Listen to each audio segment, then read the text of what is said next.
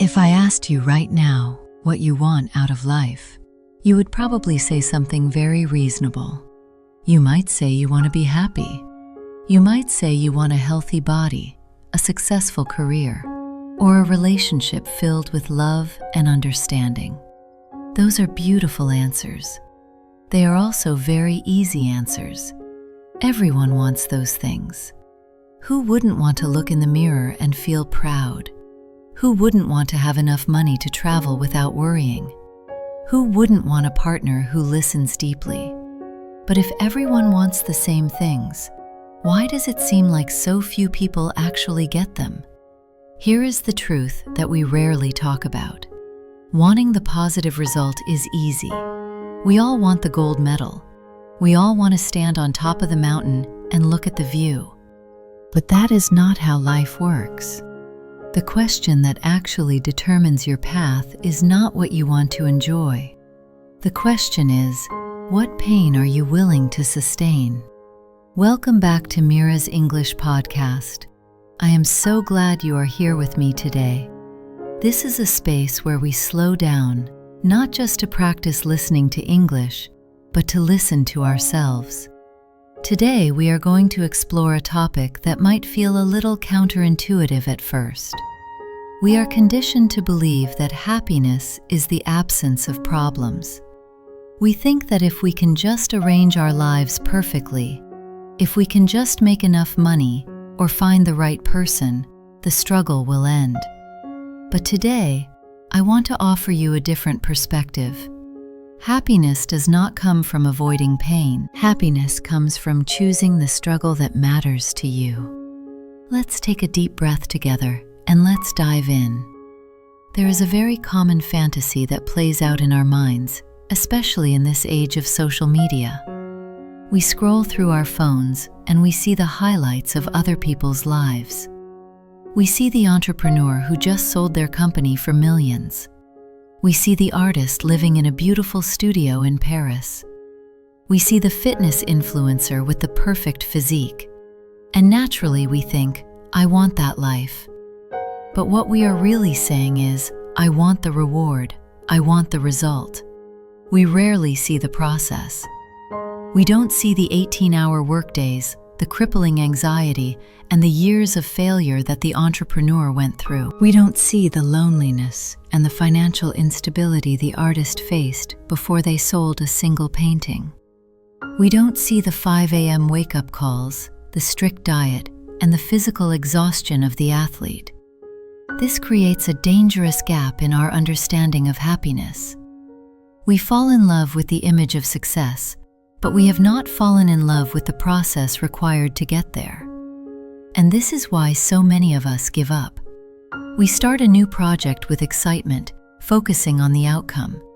But the moment the work becomes difficult, the moment the process becomes boring or painful, we assume something is wrong. We think, if this was meant to be, it wouldn't be this hard. Or we think, maybe I am just not good enough. But the struggle isn't a sign that you are on the wrong path. It is simply the price of admission. Think about it this way. Everything in life has a cost. And I don't just mean money. I mean an emotional and physical cost. If you want the brilliant physique and the radiant health, you cannot just want the body. You have to want the sweat. You have to want the burning sensation in your muscles when you do that last repetition. You have to want the early mornings when it is cold and dark outside, but you lace up your running shoes anyway. If you only want the body, but you hate the workout, you will never sustain it. You will quit the moment your motivation fades. The same applies to love. Everyone wants a partner who understands them perfectly. Everyone wants that deep, unwavering connection. But are you willing to endure the difficult conversations? Are you willing to navigate the misunderstandings, the compromises, and the moments where your ego gets bruised? Because that is the cost of deep intimacy. You cannot have the connection without the vulnerability, and vulnerability is often terrifying. So, The central idea I want you to sit with today is this. Happiness is not about finding a life where everything is easy. It is about finding a problem you enjoy solving. I remember a time in my own life when I was chasing a very specific version of success. I thought I wanted to work in a high-pressure corporate environment. I imagined the suits, the meetings, the respect from others. I spent years studying and working toward that goal. But when I finally got there, I was miserable. It wasn't because the job was bad. It was because I hated the specific struggles that came with it. I hated the office politics. I hated the feeling of being trapped indoors all day. I hated the constant pressure to compete with my colleagues. I realized then that I wanted the reward, but I did not want the struggle. On the other hand, creating this podcast and teaching English is also hard. There are days when I struggle to find the right words. There are technical issues that frustrate me. There are times when I feel insecure about putting my voice out into the world. But here is the difference. I don't mind these problems. In fact, I enjoy solving them. I enjoy the challenge of crafting a sentence that connects with you. I enjoy the process of learning how to be a better communicator. The pain of this work feels meaningful to me. This distinction is everything. When we find ourselves feeling lost or unhappy, it is often because we are carrying a burden that does not belong to us. We are suffering for something we do not actually care about. There is a concept in psychology called the Hedonic Treadmill. Imagine a person running on a treadmill. No matter how fast they run, they stay in the same place. This concept explains that humans have a tendency to return to a baseline level of happiness, regardless of what happens to them. If you win the lottery today, you will feel ecstatic. You will feel like all your problems are solved. But research shows that within a year or so, you will likely return to the exact same level of happiness you had before you won the money. Why does this happen? It happens because new problems will always replace the old ones. If you have no money, your problem is stress about survival. If you have a lot of money, your problems shift. Now you might worry about how to manage it, or whether people only like you for your wealth, or the fear of losing it all. The problems don't disappear, they just change form. This is why hoping for a life without problems is a hopeless strategy. If you think, I will be happy when I get that promotion, you are setting yourself up for disappointment. Because once you get the promotion, you will have new responsibilities, longer hours, and more stress. If you are not willing to handle those new struggles, the promotion will not make you happy.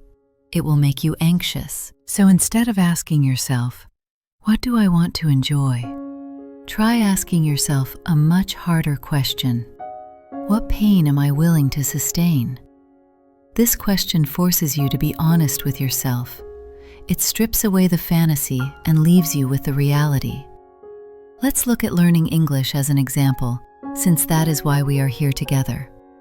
I know many of you dream of being fluent. You imagine speaking effortlessly in meetings, understanding movies without subtitles, and expressing your deepest thoughts in a second language. That is the dream. That is the peak of the mountain. But what is the climb? The climb is the feeling of awkwardness when you mispronounce a word. The climb is the frustration when you cannot find the right vocabulary and you feel like a child. The climb is the discipline required to study grammar when you are tired after a long day at work. If you interpret these feelings as failures, you will stop. You will think, I am not talented at languages.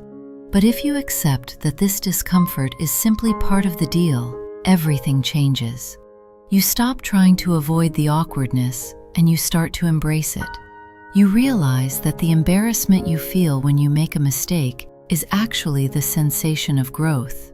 It is the growing pain of your brain expanding its capabilities.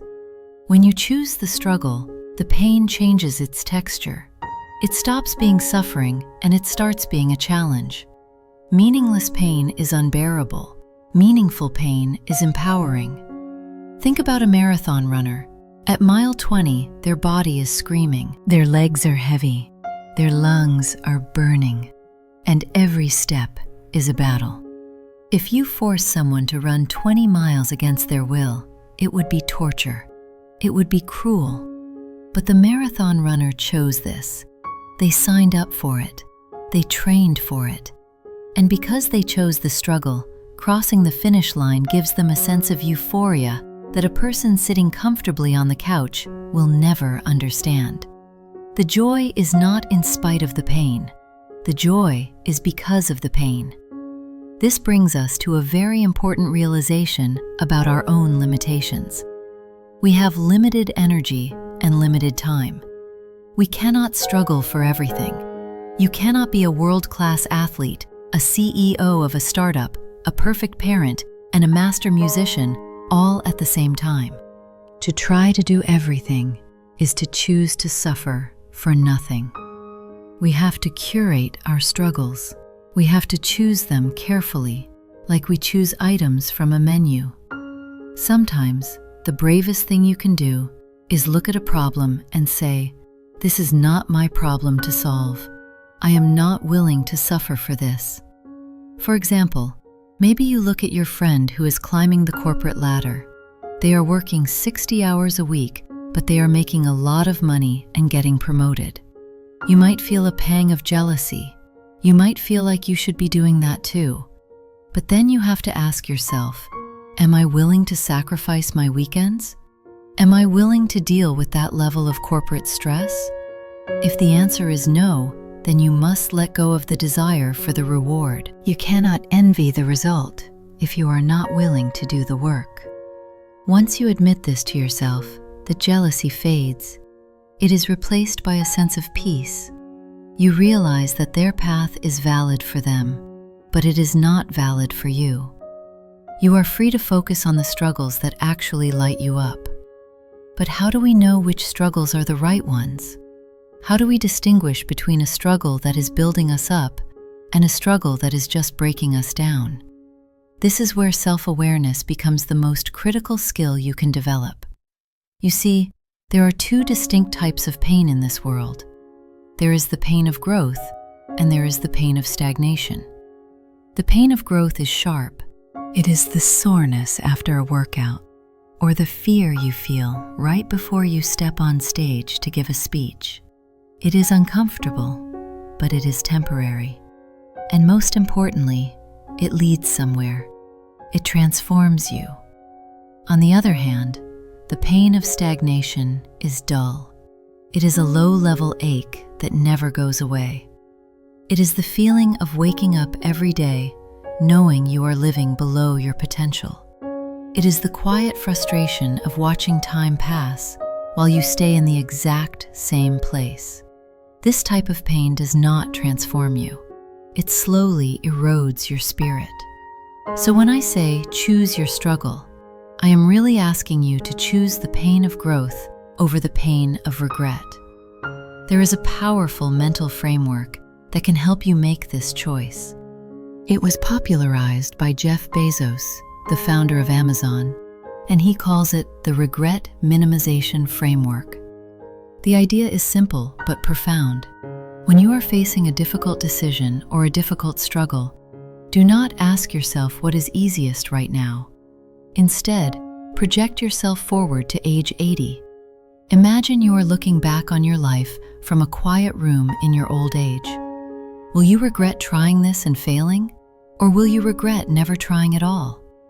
When we look at life through the lens of our 80-year-old selves, the confusion often disappears.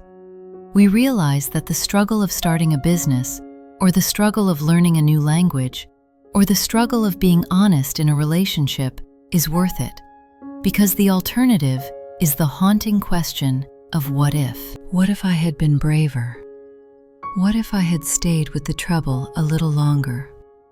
Let's bring this back to your journey with English, because I know that is a struggle many of you face every single day.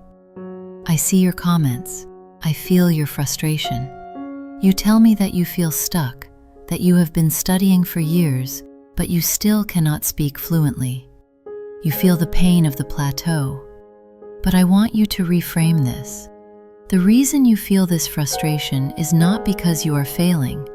It is because you care. You have chosen a mountain that is worth climbing. The struggle of learning a language is actually a noble struggle. It is the struggle to connect with more people. It is the struggle to expand your mind and understand different cultures. It is the struggle to find your voice in a global world. If you didn't care about connection, you wouldn't feel the pain of not being able to speak. The pain proves the value. So instead of wishing the process was easier, try to fall in love with the specific difficulties of this journey. Learn to love the confusion. When you listen to a podcast and you don't understand a word, don't panic. Smile. Tell yourself that this confusion is simply the sound of your brain searching for new patterns. Learn to love the mistakes. When you use the wrong grammar and someone corrects you, don't shrink away in shame. Thank them. That correction is a gift. It is a stepping stone. There is a concept in philosophy often associated with the Stoics called amor fati. This is a Latin phrase that translates to love of fate. It means that we should not just accept the difficulties in our lives, but we should actually embrace them as necessary parts of our existence. We should treat every obstacle not as a block in the road, but as the road itself. When you adopt this mindset, you become unbreakable. You stop waiting for the storm to pass, and you learn how to dance in the rain. I want to share a harsh truth with you, but I say it with love. The world does not owe you happiness. The world owes you nothing. Happiness is something you manufacture yourself, and the raw material you use to manufacture it is struggle. If you look at the most fulfilled people in history, they were not the ones who had the easiest lives. They were the ones who had the most meaningful battles. Nelson Mandela chose the struggle for freedom. Marie Curie chose the struggle for scientific discovery. Artists choose the struggle of expression. Parents choose the struggle of raising children. None of these things are comfortable. All of them involve sleepless nights, doubt, and sacrifice. But they provide a deep sense of purpose that comfort can never give. So, if you are feeling lost right now, it might be because you have not chosen your battle yet. You are drifting. And drifting is the most dangerous state of all, because it feels painless in the moment, but it leads to a destination you never chose. Do not be afraid of a difficult life. Be afraid of an empty one. Start today by identifying one area where you are willing to suffer for a result you value. Maybe it is your health. Decide that you are willing to feel the hunger and the fatigue because you value vitality. Maybe it is your career. Decide that you are willing to face rejection and failure because you value independence. Or maybe it is simply your inner peace. Decide that you are willing to sit in silence and face your own thoughts, even when they are scary, because you value clarity. And once you choose your struggle, commit to it. Do not complain about the weight of the backpack you put on yourself. Wear it with pride, because that weight is grounding you. That weight is defining you. As we come to the end of this episode, I want to leave you with a final image. Imagine a sculptor standing in front of a giant block of stone. He wants to create a beautiful statue. To do that, he has to chip away at the stone. He has to strike it with a hammer and chisel. It is violent work. It takes force. It takes energy. Dust flies everywhere. You are both the sculptor and the stone. The struggle you choose is the chisel. It is the tool that chips away everything that is not you. It chips away your laziness, your fear, your excuses, and your entitlement. And what is left after all that chipping away? What is left is the masterpiece. What is left is the strongest, truest version of yourself. So, my dear friends, stop looking for the easy path. The easy path leads to nowhere. Look for the path that demands something of you. Look for the hill that makes your legs burn, but gives you a view that takes your breath away. I would love to hear from you in the comments below. What is the struggle you are choosing right now? What is the mountain you are currently climbing? Are you learning English? Are you starting a new career? Are you trying to heal from a past hurt? Share it with me, and share it with this community. Let's honor each other's battles. Remember, you are capable of handling much more than you think. The happiness you are looking for is waiting for you, but it is not hiding in comfort. It is waiting for you inside the work you are avoiding. Thank you so much for listening to Mira's English podcast today. Thank you for being here, for being brave, and for doing the hard work of growing. I am right here with you, climbing my own mountain and cheering for you from across the distance. Until next time, take care of yourself, choose your struggle wisely, and keep moving forward. Goodbye for now.